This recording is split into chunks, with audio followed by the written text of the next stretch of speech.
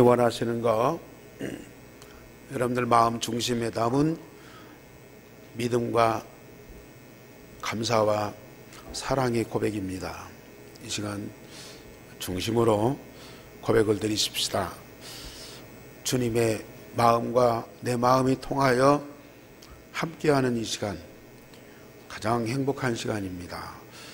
그 중심 속에 하나님은 또 응답하실 말씀을 언약으로 주십니다. 이 시간 진정한 믿음과 감사와 사랑의 고백을 드리십시다. 우리 아버지여, 오늘 복 있는 자리에, 가장 영광스러운 자리에 저들을 불러 있게 하시니 감사를 드립니다. 이 시간 주님께 내 마음과 몸과 영혼을 진정으로 산 제물로 드리며 믿음과 감사와 사랑의 고백을 드립니다.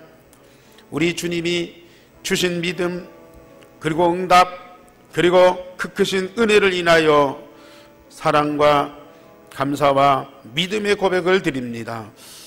하나님의 성령이 지금 각 사람 속에 역사하셔서 주님의 마음과 우리의 마음이 하나 되게 하여 주옵시며 일치되게 하여 주옵소서. 주님 마음에 있는 그 모든 것들이 우리 마음 속에 흘러 넘치게 하사 가득하게 하옵시며 우리를 통해서 그 주님의 마음이 모든 사람들에게 전달되게 하여 주옵소서. 말씀 듣게 싸우니 성령으로 감동하사 이 말씀을 내게 주신 하나님의 음성으로, 내게 주신 하나님의 언약으로 확실하게 붙잡고 뿌리내리는 자들이 되게 하여 주옵소서. 주 예수 그리스도 이름으로 기도하옵나이다. 아멘.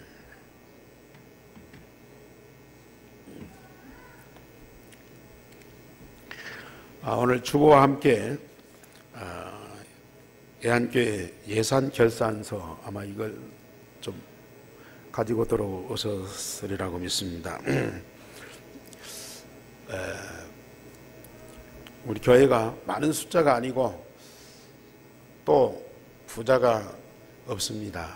그런데도 하나님이 여러분들에게 진짜 복음과 또 말씀의 응답을 주셔서 복음과 우리 교회를 위해서 기쁨으로 헌신하고 헌금하실 수 있도록 하셨습니다. 그래서 뭐 넉넉하고 풍족하지는 않지만은 우리 교회가 복음운동과 또 살림살이에 부족하지 않도록 축복해 주셨습니다. 앞으로 우리 교회를 통해서 하나님은 중요한 일을 하실 터인데 거기에 필요한 사람, 거기에 필요한 경제 반드시 응답으로 주실 줄 믿습니다. 이걸 보시고 혹시 의문나거나 또 묻고 싶은 것이 있으면은 우리 중일 장로님한테 혹은 전희승 원사님한테 물어보시면은 아주 정확하게 대답을 해 드릴 겁니다. 이걸 보시고 여러분들이 우리 교회가 진짜 복음운동에 필요한 사람, 경제 응답 주시도록 여러분들이 기도하고, 또 내가 복음운동, 전도운동, 선교운동 할 만큼 또 렘넌트 키울 만큼 경제 응답 받도록 우리 각자가 기도하시길 바랍니다. 2018년도에 우리 교회 개인들이 경제에 풍성한 축복을 받는 한 해가 되기를 주님의 이름으로 축원합니다. 그리고 우리 교회가 하나님이 원하시는 일을 위해서 이 교회당을 주시고, 작년 2월 첫 주부터 전북의 우리 전도자들, 또 렘넌트들, 우리 교역자들 함께 모여서 토요일마다 이제 축제를 벌였어요. 그 이제 토요 핵심인데 벌써 1주년이 되었어요. 이번 토요일 날 2월 3일 날이 1주년이 되었어요. 그래서 핵심 시작했는데 어떻게 잘 될까 하고 처음에는 반신반의도 하고 그랬어요. 근데 하나님이 저에게 확신을 주시더라고요. 지역이 좀 약하고 또 늦게 시작했지만은 전국적으로 제일 모델적인 핵심 모임이 될 것이다. 그런 믿음과 확신이 오더라고요.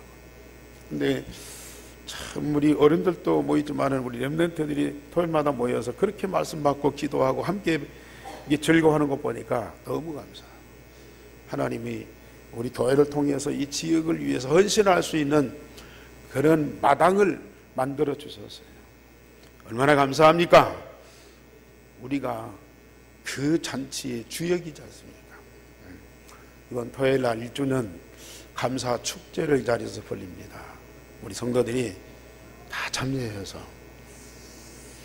이 핵심 통일에서 앞으로 주실 응답이 너무 큰데요.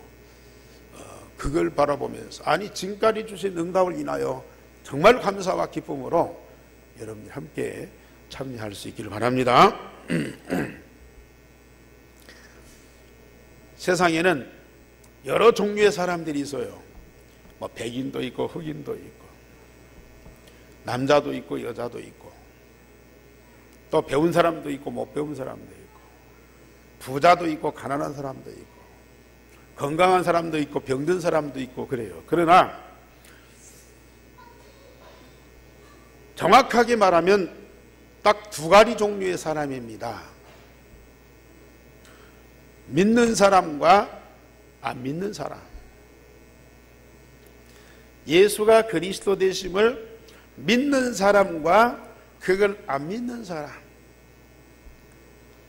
그 예수가 그리스도 되심을 믿고 구원받은 사람과 구원받지 못한 사람. 안 믿고 구원받지 못한 사람. 믿음으로 구원받아서 하나님의 자녀된 자와 믿지 않고 멸망 가운데 있는 마귀의 자녀들. 두 종류의 사람입니다. 그런데 이 예수 그리스도 복음을 못 듣고 몰라서 못 믿는 사람들도 없지 않아 있어요. 왜? 아직 복음이 증거되지 않았으니까. 그런데 똑같은 장소에서 똑같은 예수님의 말씀과 예수님의 증거를 보고 들었는데도 믿고 구원받는 자가 있는가 하면 오히려 예수님을 비판하고 대적하고 핍박하는 자들이 있어요. 참 아이러니하지요. 똑같은 장소에서 똑같은 시간에 똑같은 예수 그리스도를 보고 말씀 듣고 그 증거를 보았는데도요, 어떤 사람 믿고 구원받으면서 그렇게 즐거워해요. 그런데 어떤 사람들은 예수님을 싫어하고 그 정도가 아니고 비판하고 그 정도가 아니고 대적하고 그 정도가 아니고 핍박한단 말이에요. 왜 이런 일이 벌어지느냐? 예수님을 믿고 구원받는 사람은 인격이 훌륭합니까? 성품이 좋습니까? 지혜가 많습니까? 그것도 아니에요. 하나님이 창세전에 그를 믿음으로 구원받을 자로 선택하셨어요. 그 그리스도와 그리스도의 복음을 듣는 순간 믿고 구원받도록 하나님이 작정하셨어요. 그 믿음도 오늘 성경에 내 믿음이 너를 구원하였으니 평안히 가라고 했는데요, 사실은 그 믿음도 우리 안에서 일어나는 것이 아니고 우리 하나님이 은혜로 주신 것이라. 우리 인격에서 성품에서 나오는 믿음이 아니고 누가 주신 거예요? 여호와 하나님께서 주신 것이라. 그러니까 정말 우리가 믿음으로 구원받는 것은 오직 하나님의 은혜예요. 잘 들으세요. 제가 메시지 하다가 딱 지적해서 질문할 겁니다.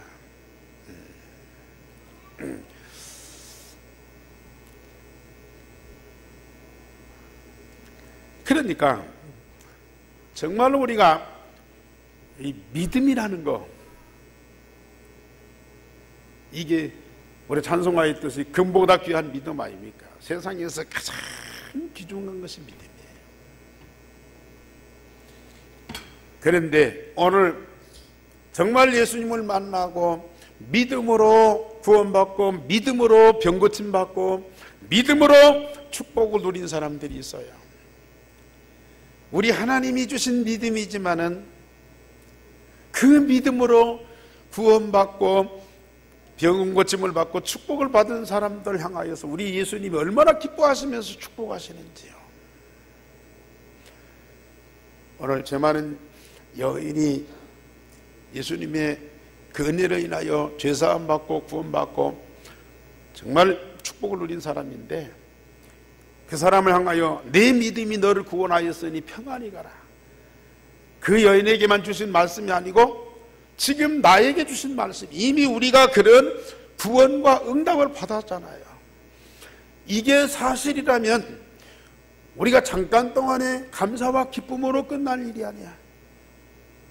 우리는 다른 거 아무것도 없어도 이 한 가지만, 이 복음 하나만 갖고도 우리는 평생토록 영원토록 기뻐하고 감사하고 즐거워할 일이라. 오늘 그 차원에서 오늘 제목 한번 다 같이 읽으십시다. 진짜 여러분들이 얼마나 이 구원의 축복을 가지고 날마다 이 구원의 감격 속에서 사는지 우리 다 같이 한번 제목 시작. 내 믿음이 너를 구원하였으니 평안히 가라. 아멘. 첫째로 그리스도이신 예수님께서 믿음의 사람들에게 능력을 보이셨습니다.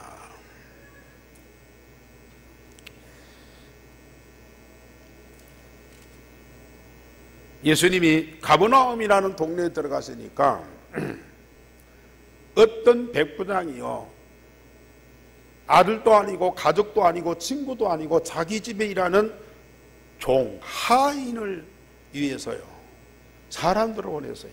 장로들을 보냈어요. 그 하인이 중풍병으로 죽게 됐다는 거예요. 아니, 가족이면 모르지만은 종을 위해서 장로들을 보내가지고 그 하인의 병을 고쳐달라고 예수님께 간청하는 이 백부장입니다. 이건 로마인이죠. 유대인도 아니에요. 그런데 자기 하인을 위해서 장로들을 보내서 내 하인이 병들어 죽게 됐으니 고쳐달라고 예수님한테 부탁하는 거예요. 그러니까 예수님이 참 기특하잖아요. 유대인도 아니고 로마인, 아들도 아니고 자기 하인을 위해서 이렇게 간청한다고는 너무 기특해서 내가 가서 고쳐주겠다 그랬어요. 그랬더니 이 백부장이 나는 예수님이 우리 집에 들어오심을 감당을 못합니다. 예수님이 누구신데 감히 우리 집에 오실 수 있습니까?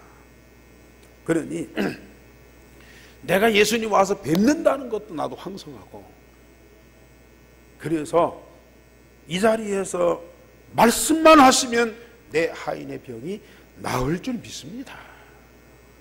말씀만 해주세요. 예수님 얼마나 감동을 받아요.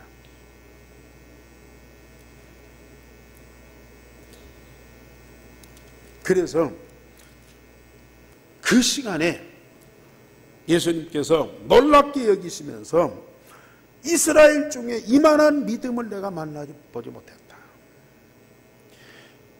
이스라엘에 그렇게 열심히 있고 믿음 있는 사람들이 있다 할지라도 이 백부장만한 믿음을 내가 본 일이 없다.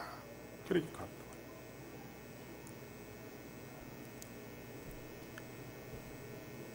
그 신부로 맡던 사람들이 집에 가보니까요, 병이 다 나와 있었어요. 참 우리가 신앙생활 하는 것이 어려운 줄만 알았는데요, 알면 알수록 그렇게 쉬워요. 예수님을 믿고 구원받고 하나님의 영광에 이르고 하나님의 모든 축복 속에 참여하는 것이 그렇게도 여러 과정을 거쳐서 많은 시간이 필요한 줄 알았는데요. 너무 간단합니다. 뭐만 하면 됩니다. 예수님을 바로 알고 믿음으로 고백만 하면 되는 거예요.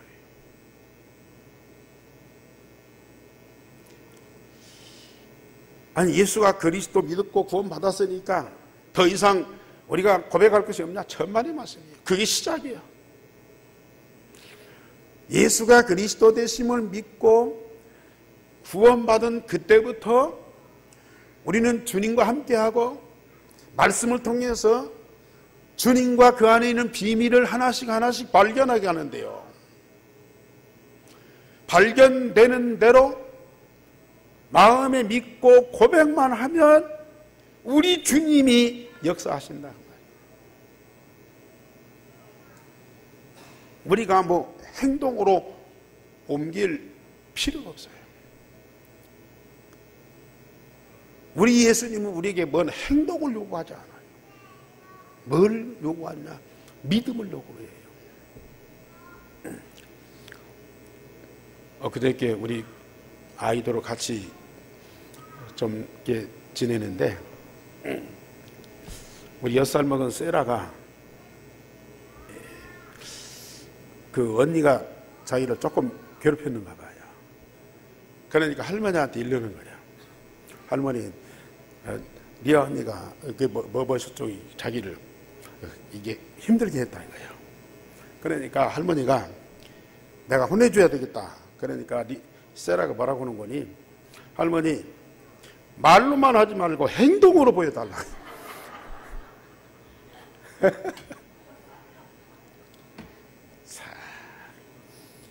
그 어린아이도요, 행동을 요구한다. 그런데 우리 예수님은 절대 그 행동을 요구하지 않습니다. 믿음만, 자기 마음에 있는 믿음만 고백하면 됩니다. 주는 그리스도시요 살아계신 하나님의 아들입니다. 베드로가 고백을 했어요. 아니, 당연한 것이고 제자로서 마땅한 거 아닙니까? 그런데도 예수님은 그 고백을 들으시고 얼마나 기뻐하시는지요. 바요나 시모나 네가 복이 있도다. 그 뒤에 베드로가요, 그 자리에서 예수님 십자가 죽으시면 안 된다고 말미했어요. 그러니까 예수님 막 사단아 물러가라고 그랬어요. 아니, 복을 막 이 축복해 놓고요, 그 자리에서 사단이라고 막 그랬어요. 그러면 이 베드로가 사단입니까? 이 베드로가 사단 때문에 망했습니까? 아니요. 물론 행동은 사단과 같고 사단의 종도로 두고 있는 거예요. 예수님의 십자가 이걸 갖다가 거부하고요, 그거 하면 안 된다는 거예요. 예수님은 그 때문에 오셨는데. 그러니까 이 베드로 완전히 사단한테 쓰임받는 거 아닙니까? 그런데도 예수님은 그를 절대 버리지 않아요. 자, 입으로는 믿음으로 고백했어요. 그런데 행동으로는 꼭 사단이 하는 짓을 해요. 예수님 십자가 지기 전날 밤에 예수님이 베드로의 제자들에게 내가 가는 곳 너희들이 올 수 없다. 그러니까 베드로가 예수님 어디로 가든지 나는 따라가겠습니다. 나는 죽을지라도 가겠습니다. 믿음으로 고백했어요. 그래 놓고는요, 원수들이 오니까 맨 먼저 도망가는 놈이 베드로라. 그러면 우리 예수님 베드로 버렸습니까? 부활하신 님이 갈릴리 바다에 찾아가서 베드로에게 네가 나를 사랑하느냐? 그 말은 네가 나를 사랑한다, 그 고백 듣기 위해서가 아니라 내가 중심으로 너를 사랑한다 그 말이에요. 끝까지 베드로는 예수님의 제자예요.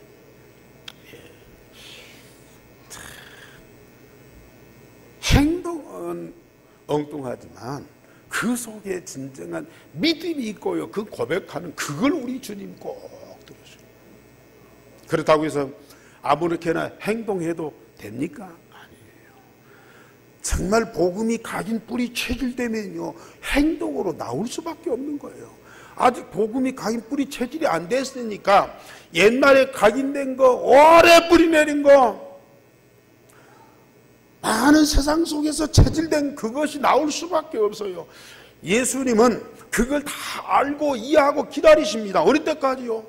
율성의 복음이 각인 뿌리 체질될 때까지 기다리시는 거예요. 예수님 얼마나 멋지십니까? 아멘? 제 얘기가 아니고 성경의 얘기고요. 성경의 얘기만이 아니고 실제상 우리 삶 속에서 그런 응답이 와 있다니까요.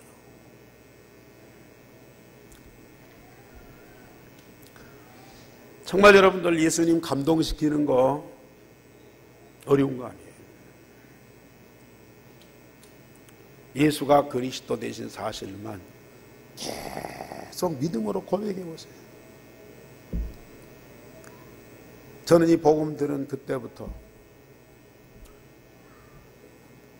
영접기도, 매일 아침마다 영접기도, 다른 거 기도 않고 꼭 그리스도 고백하고 영접하는 기도, 그걸 우리 예수님이 얼마만큼 기뻐하셨는지요. 그때는 잘 몰랐어요. 그런데 그때 영접기도 계속했던 그게요, 지금은 내게 얼마만큼 응답으로 오는지요. 내 안에 계신 그리스도가 체험되고 누려지면서 내 안에 계신 그리스도가 계속 발견되고, 그리스도의 그 깊은 것들이 발견되고, 그 발견된 그것을 내 마음에 믿고 고백하면요, 우리 예수님이 너무 기뻐하시는 거라.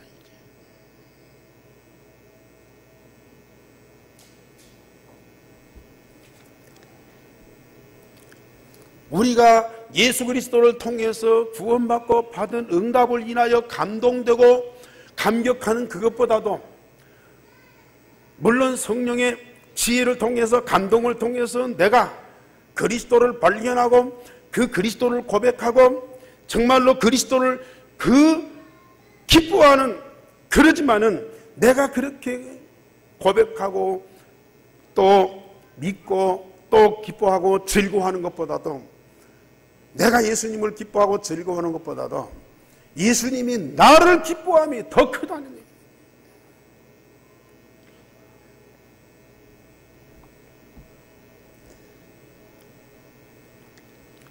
우리 성도들은요, 정말 이 백보장 그 믿음,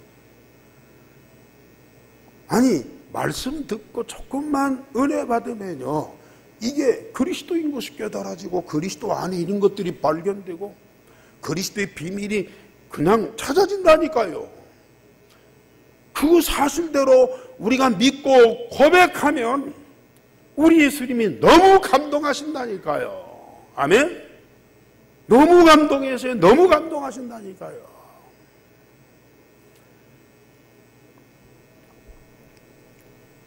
우리 예수님 감동시키십시다. 아주 쉽다니까요. 예수님이 그렇게 감동하고 기뻐하는 것을 내 마음속에, 내 몸속에서 체험해봐요.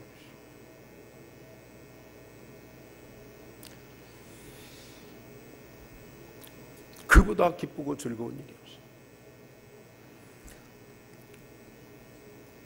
예수님이 길을 가시다가 나인성에 어떤 과부가 독자인데 죽었어요. 그 독자가 죽어나가는, 상여 메고 나가는 걸 보고 예수님 너무 안타까이 여기신 거예요. 그래서 상여를 멈추고 상여에다 손을 대고, 청년아 일어나라. 그랬더니요, 그 죽은 자가 예수님의 음성을 듣고 살아났어요.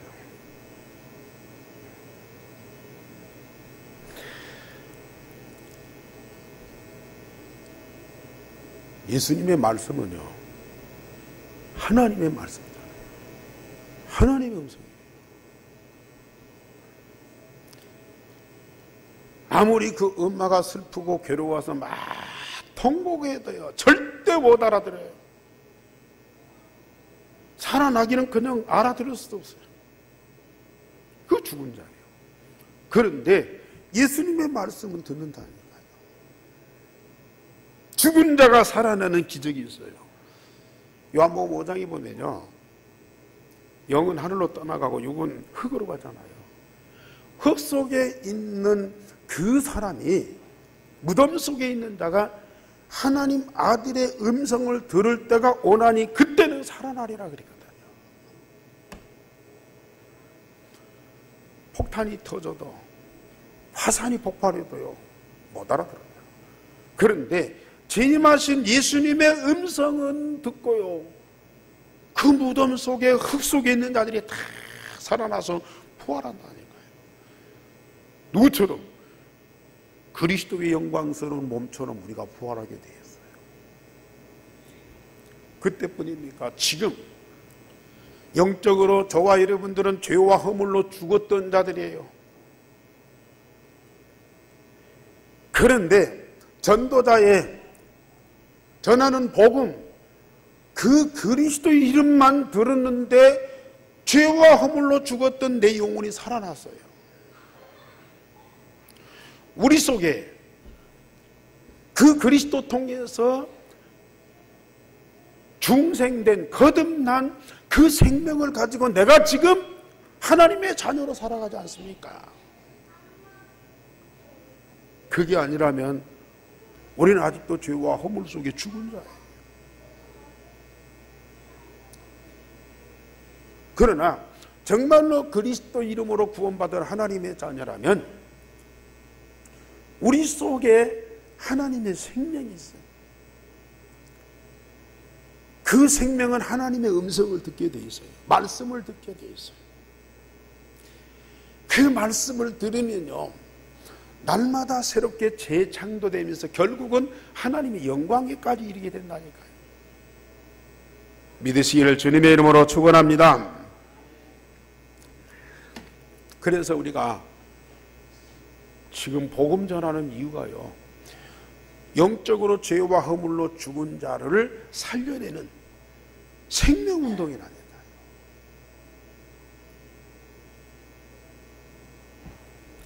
그리고 여기는 말씀드렸듯이 죄 많은 여인이 예수께 와서 울면서 눈물로 그 발을 적시고 그 발에 입 맞추고 몸에 향유를 부어서 그리스도이심을 고백하니까 우리 예수님께서 내 죄사함을 받았느니라, 내 믿음이 너를 구원하였으니 평안히 가라고 그랬어요. 아마 이 여인은 창녀인 것 같아요. 그런데 예수님께서 그리스도이신 것을, 죄와 모든 저주를 해결하시는 그리스도이신 것을 제가 믿은 거예요. 그래서 예수님 뒤로 와가지고 예수님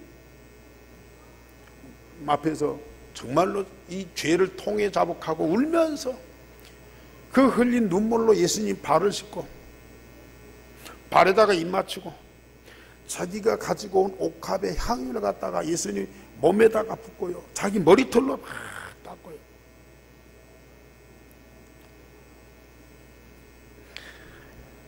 그걸 보고 우리 예수님이 내 죄사함을 받았느니라, 내 믿음이 너를 구원했으니까 평안히 가라. 이걸 보는 바리새인들이요 비판을 하는 거예요. 왜? 그 여인이 누군가를 안다면 분명히 죄인인데 그 죄인을 가까이 하는 예수님, 이게 잘못된 거 아니냐. 예수님이 하나님이고 그리스도라면 어떻게 저 죄인을 갖다가 가까이 하느냐. 그때 예수님 뭐라고 말씀하세요? 어떤 빚진 자가 500데나리온 빚진 자가 있고 50데나리온 빚진 자가 있는데 이 두 사람을 다 탕감을 해줬어요. 그러면 누가 더 고맙게, 누가 더 그 탕감해준 사람을 사랑하겠느냐. 500데나리온 많은 빚을 탕감받은 사람이 그 주인을 더 감사하고 사랑하지 않겠느냐. 이 여인이 장녀인지 어떤 죄를 범했든지 예수가 그리스도심을 믿고 죄사함을 받고 구원받은 하나님의 자녀가 된 것에 대해서 너무 감사해서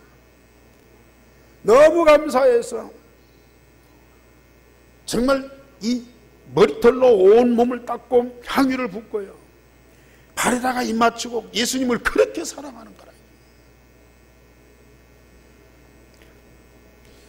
우리가요, 물론 죄사함 받기 위해서 우리가 막 그렇게 울면서 뭐 향유를 붓고 그럴 필요는 없어요. 그러나 이 여인은 예수가 그리스도 하나님의 아들이신 것을 입으로만이 아니고 온 몸으로, 그리고 향유를 갖다가 몸에 쏟아 부으면서 고백을 한 거예요. 믿음의 고백을 한 거예요. 입으로만 해도 되는데요, 온 몸 전체를 다해서 예수님을 그리스도로 고백한, 얼마나 감격스럽고 얼마나 사랑스러우면 그렇게 했어요. 오늘 여러분들에게 이런 사랑의 고백이 있기를 주님의 이름으로 축원합니다. 해보세요. 정말로 이 받은 구원의 은혜를 인하여 감격하고, 진짜 오늘 또 여러분들이 어떤 마음, 어떤 중심으로 예배하고 있습니까? 이 한 시간 집중하면서 마음과 몸과 영혼이 하나님께 드려지는 산 제물로 바쳐질 때요,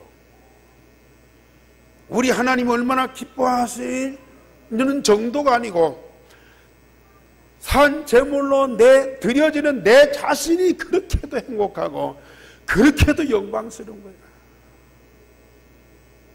그걸 오늘 여러분들이 진짜 체험하고 누리신 거죠. 저는 그걸 느낀다.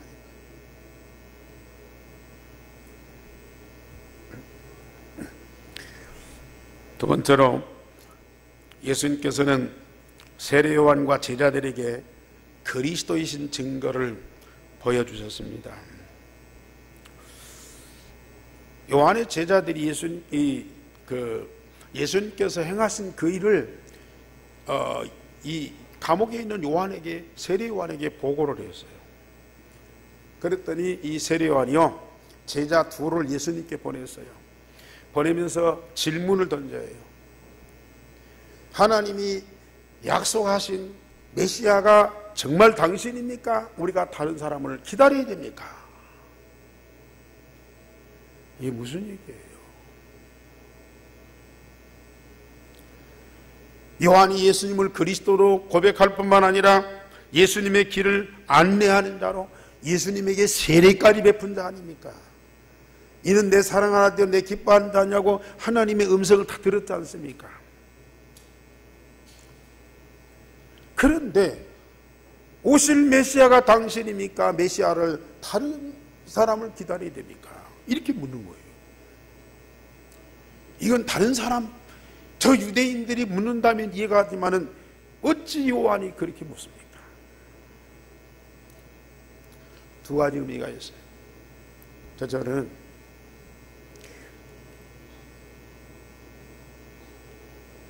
지금 감옥에 갇혀 있잖아요. 예수님의 길을 안내하고 그렇게 세례까지 베풀고, 그랬다면 예수님이 오셔서 이게 면회를 하든지, 뭐 위로를 해주든지, 아니면 기도를 해주든지 뭐 그래야 되는데요, 전혀 안 돌아보세요. 그러니까 저 메시아가 맞느냐, 그런 의심을 품을 수가 있어요. 어떤 면에서 보면 예수님 때문에 지금 감옥에 갇혀 있는데 예수님이 전혀 자기에게 관심을 안 보여요. 그러니까 이 세례 요한은 그리스도를 하나의 아직도 육신적으로 생각하고 있는 거예요. 인간적인 관계로 그렇게 파악하고 있는 거예요. 많은 그리스도인들도 그렇고요, 전도 제자들도 그래요. 내가 하나님 자녀고 내가 전도 제자면 우리 예수님은 적어도 나한테 이것도 해주고 저것도 해주고 이것도 보살피고 막 해야 되는데 전혀 반응이 없어. 나는 지금 어렵고 이 상황이 복잡한데 예수님은 전혀 무관심한 것 같아. 내가 구원받은 것이 맞나? 예수님이 진짜 그리스도가 맞나? 저도 옛날에 그랬다니까요. 인간적으로, 육신적으로, 물질적으로 그런 관계 속에서 주님과의 관계를 이어가려고 해요. 그게 아니잖아요. 오히려 예수님은 나에게 더 많은 문제를 주고요, 내게 있는 것까지도 뺏어가요. 그러면서 눈에 안 보이는 영적인 사실, 이걸 보게 하신다니까요. 내게 아무런 응답이 없고 내게 어떤 도움이 없고 내가 유익이 처했는데 주님은 무관심하는 것 같아도 예수는 그리스도라고 말이에요. 나는 하나님의 자녀라고 말이에요. 예수는 만일을 살릴 유일한 답이라고 말이에요. 나는 그 복음을 증거하는 전도자다. 이게요 다 확실해져 가는 거라.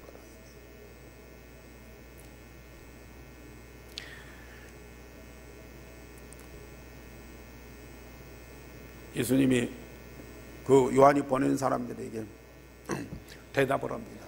너희들이 보고 들은 것을 얘기해라. 맹인이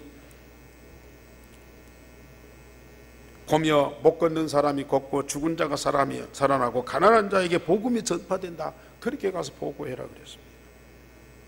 예수께서 그리스도인 사실을 그대로 보여주라 그랬습니다. 그러면서 23절에 보면은 누구든지 그리스도를 바로 알면 복이 있다 그랬어요. 그리스도를 누구든지 나로 말미암아 실족하지 아니하는 자는 복이 있도다 그랬습니다. 아니 예수님이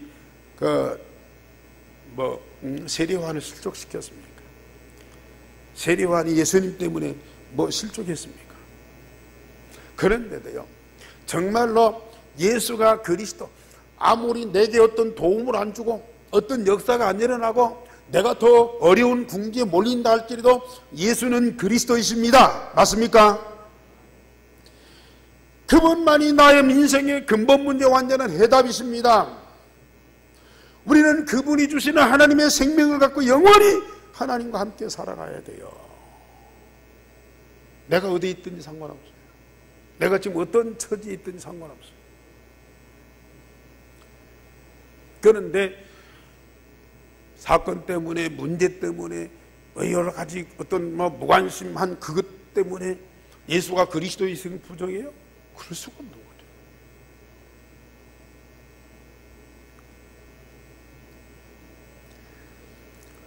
예수님께서 요한에 대하여 뭐라고 말씀하십니까? 그 뒤에 제자들을 보낸 뒤에 예수님께서 말씀하세요. 너희들이 뭐 때문에 광야에 갔더냐? 갈대를 보러 갔느냐? 아니면 부드러운 옷 입은 사람들을 보러 갔느냐? 그렇다면 그 부드럽고 화려한 옷 입은 사람들은 왕궁에 있는데 왜 굳이 광야에 갔냐? 그러면서 이 세례 요한을, 자, 혹시 요한이 예수님을 의심하였을지라도 예수님은 요한을 전도자로 그대로 신뢰하는 거예요.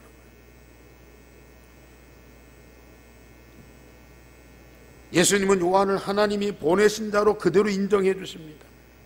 그러면서 여자가 낳은 자 중에 요한만큼 큰 자가 없다. 여자 중에 낳은 자 중에 요한만큼 큰 자가 없다. 그러면서 예수님이 선지자 중에 선지자다. 제사장 중에 제사장이다. 그렇게 인정을 해요. 혹시 예수님을 의심하였을지라도 예수님은 변함없이 요한을요, 당신의 길을 안내하는 선지자로 다 인정해 주십니다. 그게 예수님의 마음이에요. 그렇지만 천국에서는 요한보다 작은 자가 없다. 이 중에 어떤 사람도 천국에서는 요한보다 작은 자가 없다. 세상에서는 요한이 큰 자지만은 천국에서는 복음으로 구원받은 하나님의 자녀가 가장 크다. 무슨 말씀입니까?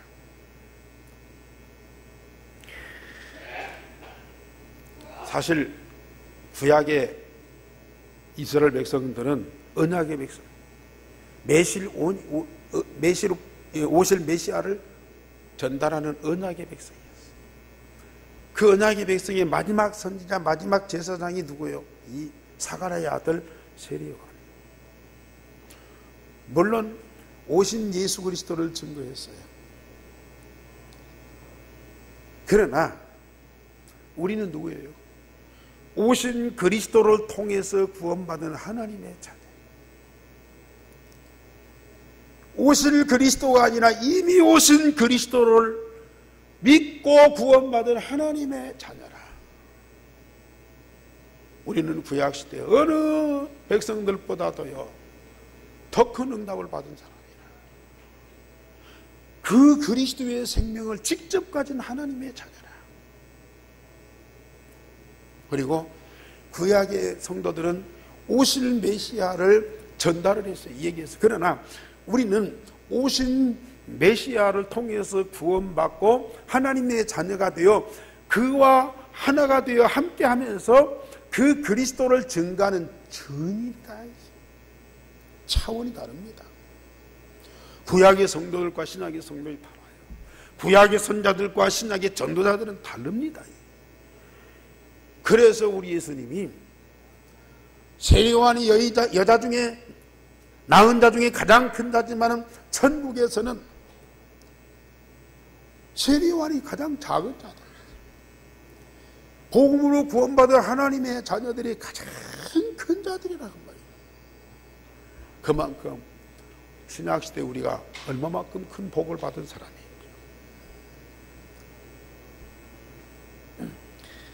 그런데 요한의 세례를 받고 말씀을 받은 백성들과 세리들은 하나님을 의롭다 하지만은 바리새인들과 율법 교사들은 그들 자신을 위하여 하나님의 뜻을 저버렸습니다. 요한이 그리스도가 아니지만은 그가 전한 말씀과 베푼 세례를 받은 자와 받지 않은 자는 정반대의 결과를 가져왔어요.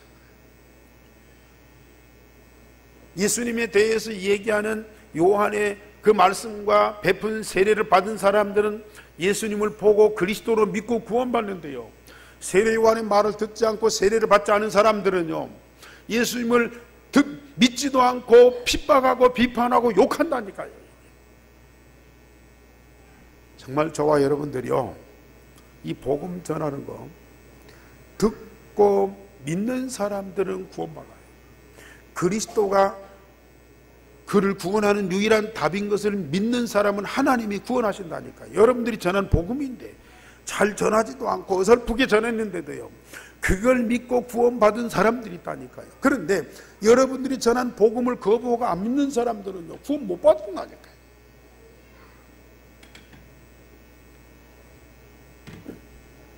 그러면서 예수님이 그 시대의 유대인들을 향해서 뭐라고 말씀하십니까? 세례 요한이 그렇게 와서 말을 하고 예수님이 와서 그렇게 증거를 보여줘도 유대인들이 전혀 반응이 없을 뿐만 아니라 반대하고 핍박한다니까요. 시장터에 수많은 사람들 있잖아요. 장터에 많은 사람이 있잖아요. 어떤 사람이 와서 막 피리를 불어요. 피리를 불면 사람들은 그 피리 소리 듣고 이게 막 감정이 이게 막 어떻게 움직이잖아요. 그러면 그 소리 듣고 막 기분이 좋고 기분이 좋은 사람들은 또 막 춤도 추고 반응을 보이잖아요. 그런데 유대인들은 그렇게 피리를 불고 또 어떤 사람이 와서 막 애통하고 통곡하고 울면은 가슴이 막 짠하고 해서 같이 울고 그래야 되는데요 전혀 그런 반응이 없어요. 세례 요한과 예수님이 와서 그렇게 말씀을 전하고 복음을 얘기하고 증거를 보여줘도 유대인들이 전혀 감각이 없다니까요. 지금 시대 사람도 마찬가지예요. 또 우리 교회 안에도 그런 분들이 있는지도 몰라요. 그렇게 복음을 얘기하고 하나님의 말씀을 증거하고 하나님의 역사를 보여주어도요 사람들이 감각이 없어요. 감동이 안 돼. 어떤 반응이 없어. 교회 안에 있기 때문에 반대하고 핍박하고 그러지는 않을지라도요, 어떤 감동이 없고 변화가 없고요, 거기에 대한 어떤 열매가 없다. 그건 심각한 문제예요. 이게 듣고 그냥 지나가는 거예요. 맨날 하는 소리다. 우리와는 전혀 관계가 없는 남의 나라 남의 일로 이 얘기를 듣는다니까요. 결과가 어떻습니까?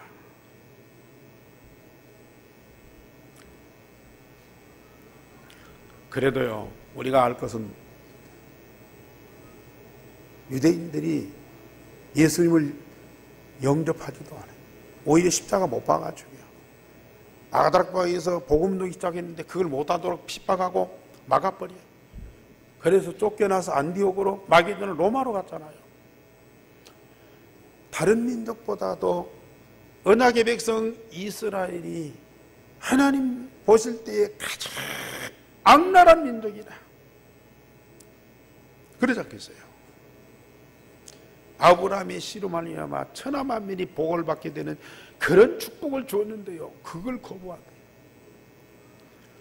그런데 우리 하나님 마음은 아까 말씀드린 대로 한 번 언약의 백성은 영원한 언약의 백성이라, 한 번 부름받은 전도 제자는 그 사람의 행동이 성품이 어떻든지 간에 영원한 전도 제자라. 그래서 우리 하나님은 지금도 저 유대인들을 기다리고 계셔요. 마지막 때까지 기다리십니다. 저 유대인들이 회개하고 복음 받을 때까지는 절대로 세상 종말 예수님이 재림하지 않습니다. 그래서 지금 우리는 유대인을 위해서 기도하고요, 그들을 위해서 복음 전하려고 준비하고 있는 거예요. 그게 우리 하나님의 마음이에요. 그 하나님의 마음을 우리 마음속에 품고 진짜 기도해 보세요. 아니, 직접 우리가 유대인들 향해서 전도운동하고 가서 선교운동 안 해도요, 그들을 가슴에 품고 정말로 기도하면 우리 하나님의 마음과 딱 통한다니까요. 기도하시기 바랍니다. 지금까지 기도 안 했던 분들요, 이제부터도 기도하세요. 주님의 가장 관심사, 최대의 소원이요, 유대인 복음합니다. 그 유대인이 복음 듣고 돌아오는 날 예수님이 재림하시고 세상 종말이 와요. 그 이전에는 절대로 예수님 재림이 없어요. 세상 종말이 안 와요. 하나님의 시간표를 거기다가 유대인들한테 두고 있다니까요. 그래서 우리가 그 소원을 두고 기도해 보세요. 하나님의 소원과 우리 소원이 다 통하고 함께하는 그 축복 속에 딱 들어가요. 결론적으로 말씀드립니다. 세상에서 지혜롭고 능력 있다는 자들은 복음을 자기 기준에서 판단해요. 지금 여기 유대인들, 바리새인들, 율법 학자들 예수님을 자기 기준에서 판단해요. 안 맞아요. 자기들의 실력과 지성과 인격과 또 자기의 어떤 전통, 자기의 율법, 이걸 가지고 예수님을 판단한다니까요. 그러니까 안 맞아. 그래서 예수님을 거부하는 거예요. 예수님 비판하는 거예요. 예수님을 죽이려고 대적하는 거예요. 지금도 세상 사람들은요, 가진 것이 많아. 성공한 것들이 있어요. 그것이 자기 기준이야. 안 맞으면 거부한다니까요. 이게 바로 지금 세상 사람들. 그러니 지난주 말씀드렸듯이 부한 자들, 배부른 자들, 세상의 영광을 다 가진 사람들이요, 복음 받는 것이 어렵다니까요. 그래서 그 사람들에게는 복이 아니고 화가 있고 저주가 온다 그랬거든요. 반면에 가난한 자, 연약한 자, 버림받은 자, 눌린 자들, 포로된 자들, 인간의 한계를 느껴요. 뭔가 답을 찾아요. 뭔가 자기를 도울 자를 찾아요. 찾다가 보니까 물론 엉뚱한 것도 만나지만은 갈급한 상태에서 이 복음 들으면요 그렇게도 기쁨으로 영접하는 거예요. 그래서 가난한 자, 애통하는 자, 포로된 자, 그게 복이 있다고 말씀하세요. 그렇다고 해서 무조건 가난하고 무조건 약하라 그 말이 아닙니다. 우리가 어려움 당할 때, 병들었을 때, 내가 큰 사건 속에서 위기 만났을 때가 복음 받을 때입니다. 그때 중요한 이 사실을 발견할 때입니다. 그때 정말 우리가 갱신할 때입니다. 그때 정말로 하나님의 음성을 들을 때입니다. 감사한 일입니다. 그래서 이런 모든 사람들에게 절대 필요한 이 복음을 증거하는 일을 위해서요 우리 온 교회가 목숨 걸고 복음 전해야 돼요. 듣든지 안 듣든지, 자기 기준으로 보고 비판하든지 아니면은 갈급해서 복음을 받든지 간에 누구한테든지 이 복음은 절대적으로 필요한 것이기 때문에 우리는 이 복음 전하는 일 놓칠 수가 없어요. 이 일을 위해서 우리 교회를 세우시고 여러분들을 부르시고 지금까지 훈련시켰어요. 이제 2018년도에 하나님은 우리 교회에 이런 진짜 마가다락방의 전도운동 반드시 일으실 거예요. 여러분들이 그 주역이 되기를 주님의 이름으로 축원합니다. 그래서 내 믿음이 너를 구원하였으니 평안히 가라. 우리 주변과 우리 현장과 이 지역에 있는 모든 사람들에게 하시는 주님의 음성이 들리기를 바랍니다. 이 음성 듣기를 원합니다. 그래서 정말 여러분들이 전하는 이 복음 때문에 구원받고 평안히 가는 그런 사람들이 많이 일어나기를 주님의 이름으로 축원합니다. 우리 아버지여 감사를 드립니다. 주님이 그리스도이신 것을 사실로 믿고 구원받을 뿐만 아니라 하나님의 영원한 능력을 풍성하게 체험하고 누리도록 말씀으로 확인시켜 주시고 성령으로 우리 마음 깊은 데서 깨닫게 하시니 감사를 드립니다. 이스라엘 땅에 예수님이 실제로 계셨을 때 그 말씀을 듣고 그 증거를 보고 믿고 구원받는 사람도 있었지만 그걸 거부하는 사람들이 많았어요. 그러나 오늘 이 시대에 마지막 때에 우리를 통해서 많은 사람을 살리기를 원하시는 주님, 우리를 통해서 이 복음이 증거되고 복음 받고 구원받기를 원하셔서 마지막 때에 이 마가다락방의 전도운동을 일으키신 주님께서 우리 한교회를 통해서 전주 살리는 역사, 오세아니아 모슬림 유대인을 살리는 참 전도운동이 일어나게 하여 주시옵소서. 그 일에 쓰임받는 우리 모든 성도들이 되게 하여 주옵소서. 주 예수 그리스도 이름으로 기도하옵나이다. 아멘. 390장